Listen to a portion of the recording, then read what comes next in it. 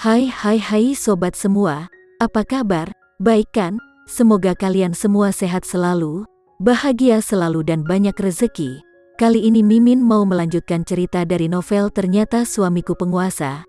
Semoga cerita ini bisa menghibur kalian semua ya, dan bisa menemani hari-hari kalian semua. Oh iya, jangan lupa bantu like dan komen ya biar Mimin tambah semangat uploadnya. Kalau begitu yuk langsung saja ke ceritanya, cekidot.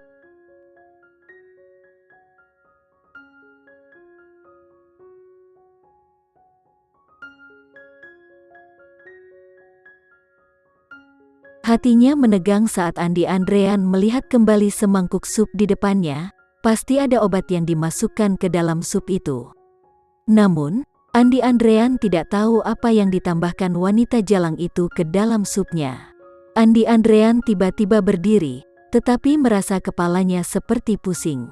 Namun, sebelum dia bisa memikirkan hal lain, kemarahannya yang mengerikan telah merebut rasionalitasnya. Andi Andrean melangkah ke arah Citra dan menjambak rambutnya. Dasar pelacur, kamu ingin membunuhku? Haa?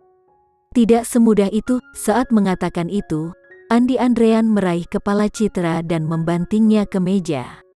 Andi Andrean berkata, hari ini aku akan membunuhmu, wanita jalang. Citra tidak bisa bereaksi tepat waktu karena kekuatannya 1000 kali lebih lemah dari Andi Andrean. Tiba-tiba, dia mendengar ledakan dari di samping telinganya, diikuti oleh semburan darah di kepala Andi Andrean. Ya, di rumah akhir-akhir ini, Citra tidak melakukan apa-apa selain memikirkan cara untuk membunuh Andi Andrean. Citra ingin membunuhnya, untuk mengambil semua yang dia miliki, dan membuatnya membayar mahal atas semua yang telah Andi Andrean perbuat. Awalnya, Citra masih bingung bagaimana dia harus menghubungi Andi Andrean. Namun, Citra tidak pernah menyangka bahwa bajingan ini akan menyerahkan dirinya sendiri ke hadapan Citra. Citra sangat senang saat menyiapkan sup ayam untuk bajingan itu, dan kemudian Citra memasukkan beberapa obat tidur ke dalam sup ayam. Semuanya berjalan dengan sempurna, dan Citra akan segera bisa membunuh musuhnya. Namun, Andi Andrean menyadari perbuatan Citra. Saat ini, Andi Andrean yang seharusnya sudah mati, sejarang sedang memukulinya dengan pukulan dan tendangan bertubi-tubi. Namun, Citra hanya bisa berteriak. Serangan itu dilakukan secara terus-menerus tanpa henti. Setiap serangan Andi Andrean sangat menyakitkan bagi Citra. Akan kukirim kamu ke neraka sekarang juga, Andi Andrean meraung. Andi Andrean tidak bisa menahan amarah di hatinya ketika dia memikirkan bagaimana jalang terkutuk ini telah meracuninya. Sambil berteriak pelacur dan jalang kepada Citra, Andi Andrean terus menendang Citra, menginjak kakinya, dan memukuli Citra, seolah-olah Andi Andrean akan menghancurkannya menjadi abu. Setelah waktu yang tidak diketahui, Citra tidak lagi memiliki kekuatan untuk berteriak. Baru saat itulah Andi Andrean berhenti. Dia memandang Citra, yang terbaring di lantai seperti boneka rusak, dan tertawa puas. Kemudian, Andi Andrean meludahi wajah Citra. Andi Andrean duduk kembali di kursinya, dengan terengah-engah. Pukulan keras ini telah menguras banyak kekuatan fisiknya, dan obat tidur yang ada di sup ayamnya tadi sepertinya efeknya sudah bereaksi. Pada saat ini, Andi Andrean merasa pusing, dan mau tidak mau dia merasa ingin berbaring dan beristirahat sebentar. Namun, sebelum Andi Andrean berbaring untuk tidur, dia merasakan bayangan berdiri di sampingnya. Secara naluriah, Andi Andrean mengulurkan tangan untuk meraih bayangan itu. Tapi obat tidurnya mulai bekerja, dan untuk sesaat reaksinya jauh lebih kuat, tangannya kosong. Andi Andrean melihat lebih dekat dan melihat bahwa tempat di mana Citra berbaring sebelumnya kosong dan hanya ada genangan darah kecil. Andi Andrean terkejut dan berpikir, sialan. Andi Andrean segera berbalik untuk mencari Citra, tetapi sebelum dia bisa menemukannya, sebuah benda berat memukul kepalanya. Andi Andrean langsung jatuh tak berdaya di atas lantai.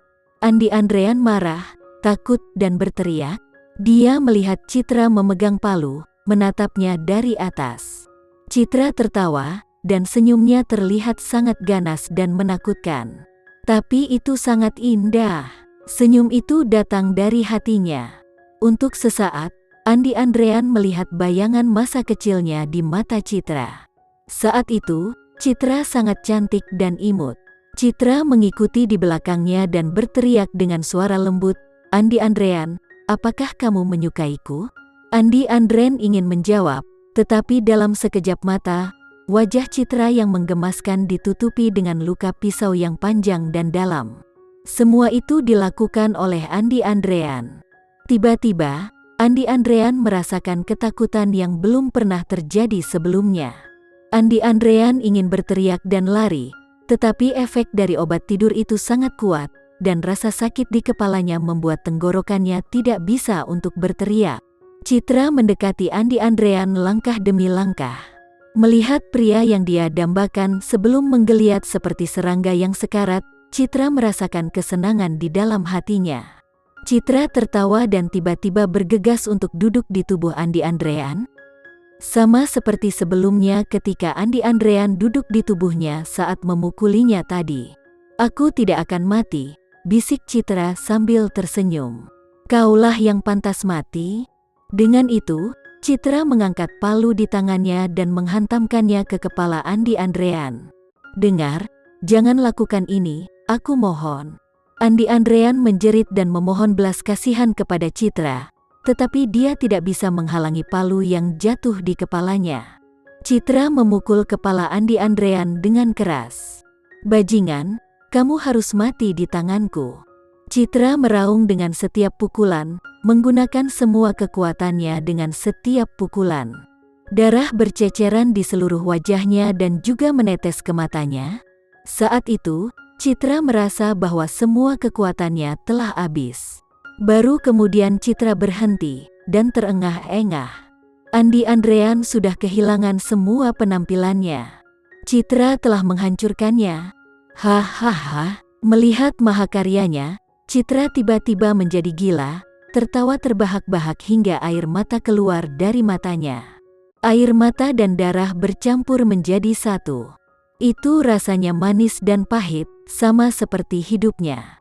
Citra tiba-tiba kehilangan semua kekuatannya dan jatuh tanpa daya di samping mayat Andi Andrean. Citra menatap kosong pada mayat yang wajahnya sudah tidak bisa dikenali itu. Tiba-tiba, Citra mengulurkan tangannya dan memeluknya. "Andi Andrean, bagaimana rasanya?" Citra bertanya. Tetapi tidak ada jawaban. Hanya ada warna merah darah yang terus mengalir dari tubuhnya. Beberapa saat kemudian, ketika langit sudah gelap, Citra akhirnya bangun. Citra melirik mayat dingin di lantai, merangkak ke samping untuk mengambil ponselnya dan melihat nomor yang ingin dia hubungi. Setelah beberapa lama, panggilannya terhubung. Sebuah suara yang menyenangkan dari ujung telepon bisa terdengar, "Halo?" Suara itu terlihat sangat gembira. Citra menarik napas dalam-dalam dan berkata dengan dingin, "Aku sudah membunuhnya." Ada keheningan sesaat, tapi Citra sepertinya bisa melihat sudut bibir dari orang di ujung telepon itu sedang tersenyum. Cuaca di kota Jakarta setiap hari terasa lebih baik. Cuaca semakin baik dan suasana hati orang-orang tampaknya menjadi lebih baik juga. Putri tidak lagi mengantuk seperti sebelumnya, tetapi dia mulai merasa muntah-muntah terutama saat pagi dan malam hari. Randy tidak bisa berbuat apa-apa untuk membantunya, jadi dia hanya bisa mengkhawatirkan Putri. Randy memanggil dokter kandungan dan ginekolog terkemuka, tetapi mereka semua mengatakan kepadanya bahwa ini adalah respons normal seorang wanita hamil di awal masa kehamilannya. Putri muntah sangat banyak sehingga dokter mengatakan kepadanya bahwa itu adalah reaksi normal. Randy sudah meminta Bibi Sati untuk menyiapkan makanan ringan dan bergizi sehat untuk wanita hamil. Tetapi malam ini, Putri hanya bisa makan sedikit sebelum akhirnya dia muntah lagi. Apa yang membuat Randy semakin marah adalah saat Putri berada dalam kondisi yang seperti ini, Putri masih bersikeras untuk pergi bekerja di studio setiap hari, dan Putri berkata bahwa dia akan bekerja keras untuk mencukupi kebutuhannya sendiri.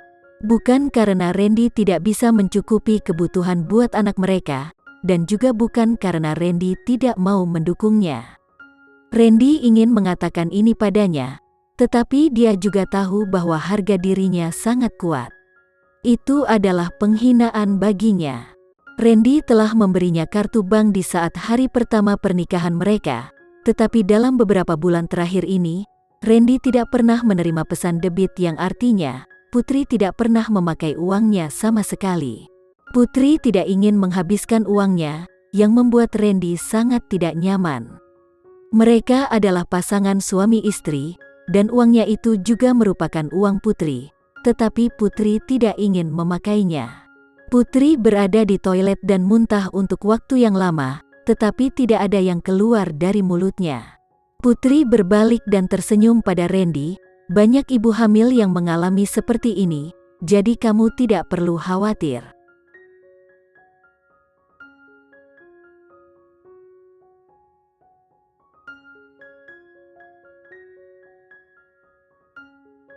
Sekian dulu ya cerita kali ini, kita lanjutkan lagi ceritanya di lain waktu. Oh iya, bagaimana menurut kalian? Semoga bisa sedikit menghibur kalian semua. Jangan lupa like, share dan komen ya. Untuk teman-teman yang baru nonton jangan lupa subscribe-nya. Hehehe. Kalau ada teman-teman yang ingin gabung langganan bisa langsung gabung saja untuk dapat fitur yang menarik dan sedikit membantu Mimin. Terima kasih sudah menonton. Sampai jumpa lagi. Bye bye bye.